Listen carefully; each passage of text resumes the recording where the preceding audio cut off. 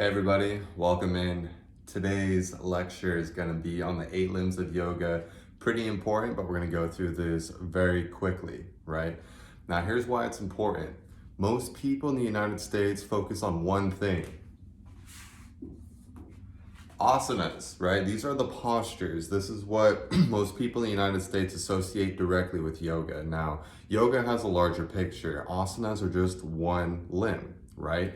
We're going to go through all 8 very quickly. Up there you'll see yamas, niyamas, asana, pranayama, Pranacharia, dharana, dhyana, and also samadhi. Now, I'm sure that there's a better tongue for saying those words. I'm just sharing with you from the most authentic place that I can when I say those words. Now, what this means directly is you have these two, yamas and niyamas.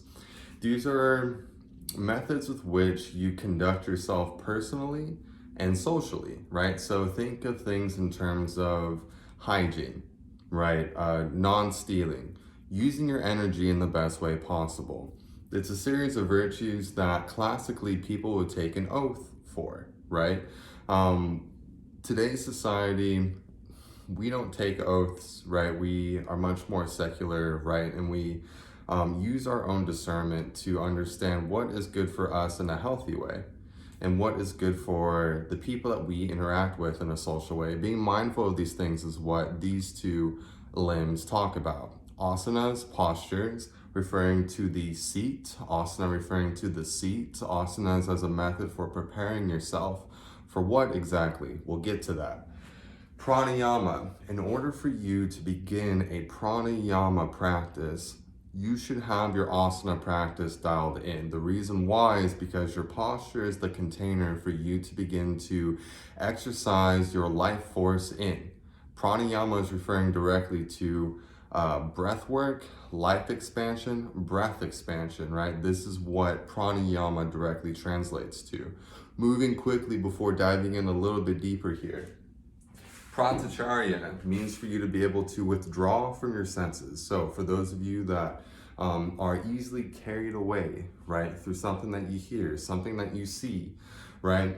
This is a method of you to, hey, close your eyes, right? Focus in on a particular sound. That leads us to dharana, right? Dharana refers to specifically your ability to concentrate, to hold, to bind your attention on a singular fixed object.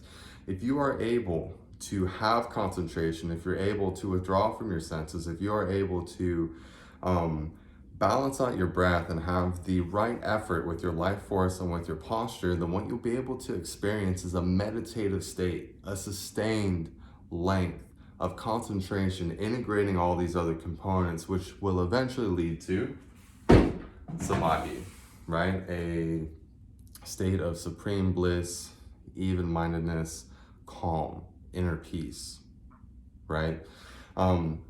This by no means is a ladder for you to walk up. You don't need to dial in your virtues first and then your asana, right? There are certain things that teachers and gurus will share with you in terms of, and I think this is why the asana practice is so famous, is that, you know, this is the most gross, the most physical, the most easily tangible, observable, feelable part of you. If you don't have that part dialed in, it's going to be very hard to dig into these more subtle aspects. That isn't to say that you haven't experienced samadhi before. If you ever have had an awe-inspiring experience in nature, right? Perhaps a feeling of like this on-fire bliss and union at like a concert, at a festival, and a gathering of loved ones and friends where you have a complete absorption in the moment. Here, now, in all of this, and no part about you, whether something that you're doing, whether something you've carried from your past, or anxiety about the future is contaminating this, then you are experiencing a state of samadhi, I would say. Again, I'm no guru, right? I just have my 500 RYT. I've only been doing this for 9 years. I've only studied this very closely on an academic level. So, if you have feedback, responses, let me know. One thing I want to dial in real quick before I go. Again, this is not a ladder. These are 8 limbs.